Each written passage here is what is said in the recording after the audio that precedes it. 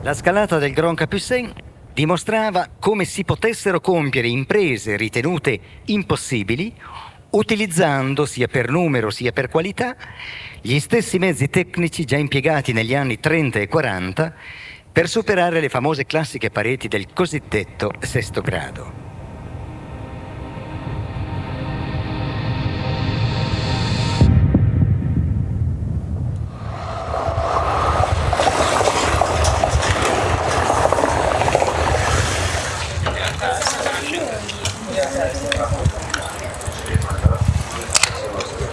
La storia del Museo della Montagna è molto antica quasi come la storia del Club Alpino Italiano, che è nato nel 1863.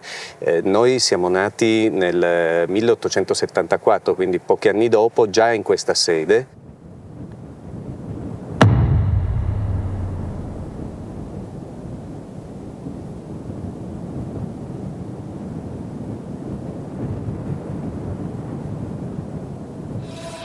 È un continuo flashback. Al Museo della Montagna di Torino si viaggia nel tempo.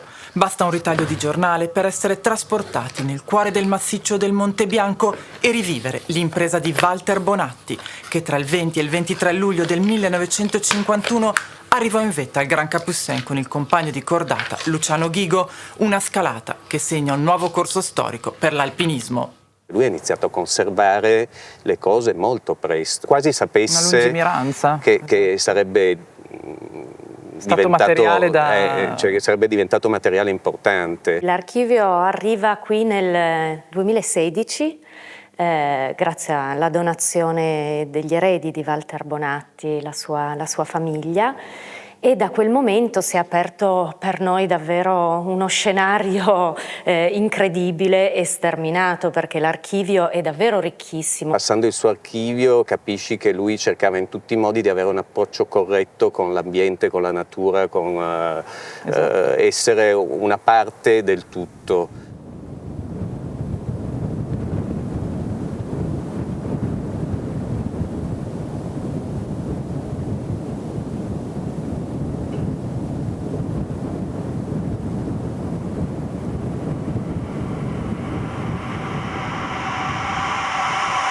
Il Monte Bianco in quel momento probabilmente era il top per tutti gli alpinisti, e quindi lui ha capito che lì poteva scrivere la storia e l'ha fatto. Questa cartella parla proprio dell'attrezzatura che lui, relativa al Grand Capucin, cosa si era portato durante l'ascensione. Allora, partenza rifugio alle 3. Primo bivacco alle 20:30.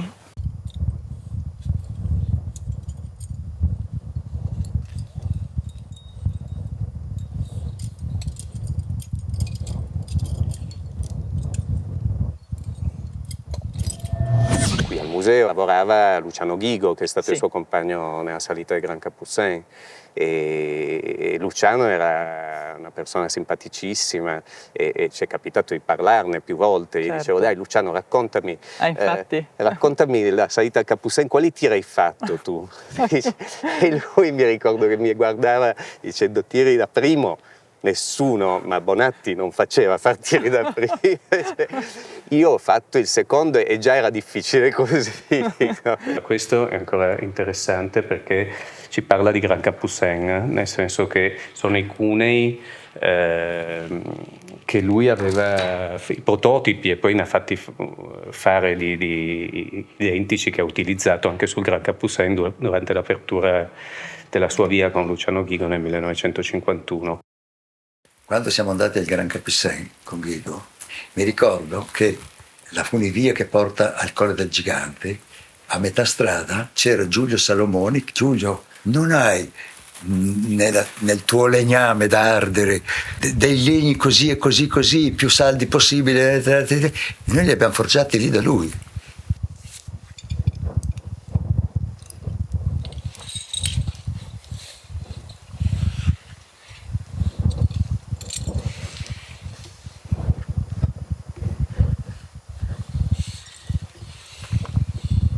È sulla parete est del Grand Capucines, scandita da placche compatte e levigate, un dedalo di esili fessure e di edri, un labirinto di tetti orizzontali, che Walter Bonatti viene a capo di quella che a tutti sembrava un'impresa impossibile. 4 giorni in parete e 3 bivacchi, con i chiodi che aveva a disposizione, guidato dal suo istinto, seppe fare miracoli, aprendo una via di 400 metri lungo un percorso verticale nel senso esatto e geometrico della parola.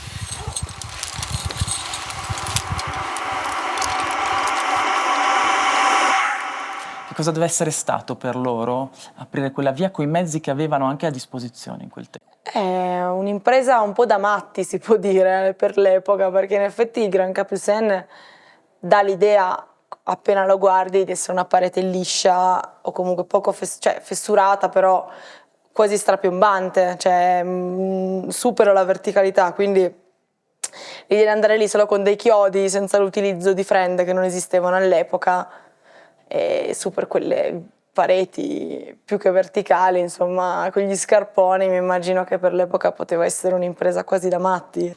E c'è un oggetto che molte persone vorrebbero prendere in mano. Perché porto con me un orsacchiotto di pezza come mascotte attaccato allo zaino, e io nei bivacchi o in certi passaggi difficili io parlavo con lui e non è detto che lui non mi rispondesse.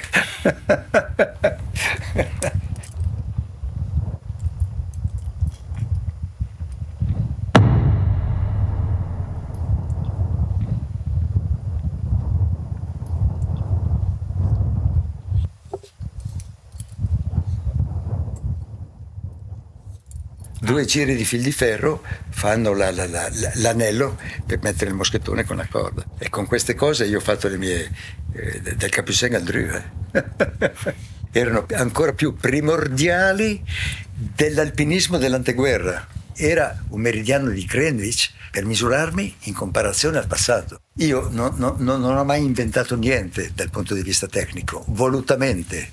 Io mi sono sempre voluto misurare con i mezzi dei miei predecessori per questa ragione.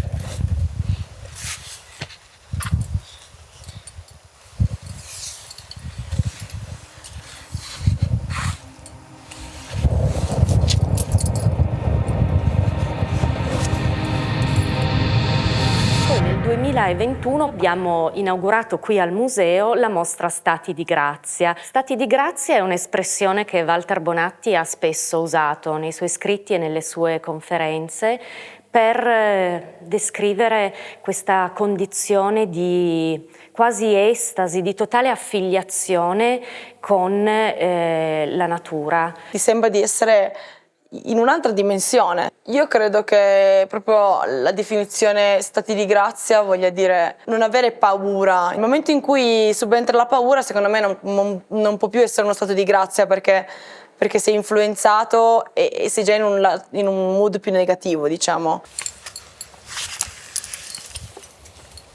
Salire oggi la via Bonatti-Ghigo significa rivivere il genio di Walter Bonatti, consapevoli che quando si è Bonatti, usando le parole di Michele Serra, ci si calibra sulla legge di gravità, sulle temperature, sulle pendenze, sulla consistenza di neve e ghiaccio, che sono quantità e qualità materiali, non opinioni. Mi rivedo anche un po' nel carattere di Bonatti. Io mi vedo un po' come lui, perché non riesco a focalizzarmi solo su un aspetto, ma mi piace evolvermi e crescere grazie alle esperienze che faccio, no? Ed è proprio, credo, quello che porterà l'alpinismo comunque a continuare ad evolversi.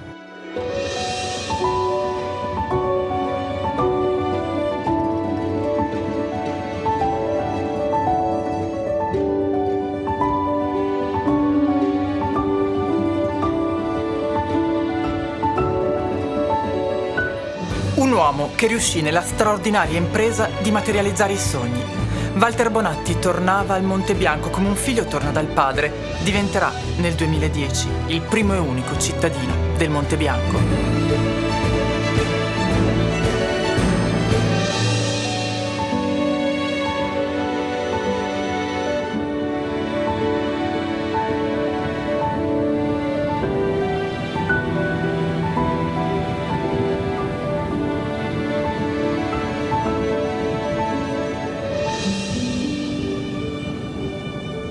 Alpinista poi si diventa con la testa e col cuore, non con i muscoli. Ed è quello che sostengo tutt'oggi. I muscoli ti portano poco lontano sulla montagna. Sembra una contraddizione, ma è così.